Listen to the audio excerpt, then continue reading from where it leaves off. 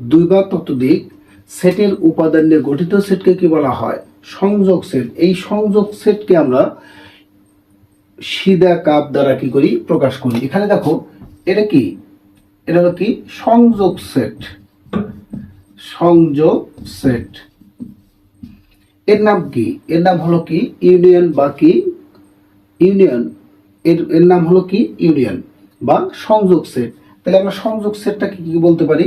যে সেটের দুই বা ততোধিক সেটের উপাদান সংখ্যা নিয়ে গঠিত সেটকে কি বলা হয়? সংযোগ সেট। তাহলে মনে রাখতে পারবা যে দুই বা ততোধিক সেটের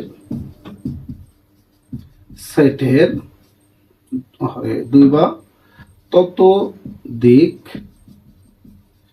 সেটের উপাদান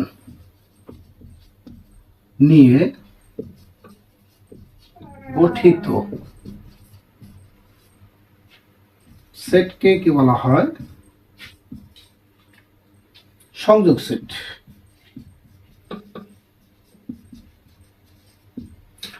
দুই বা ততোধিক সেটের উপাদান নিয়ে গঠিত সেটকে কি বলা হয়? সংযোগ সেট। এবং এই সেটকে আমরা কি ইউ দ্বারা কি করি? প্রকাশ করি বা সিধা কাপ দ্বারা কি প্রকাশ করি। এখন এখানে যদি আমি উদাহরণ দেই, এ ইন্টারসেকশন কত বি, সরি এ ইউনিয়ন কত বি, তাহলে এটাকে আমরা কি বলবো? সংযোগ সেট।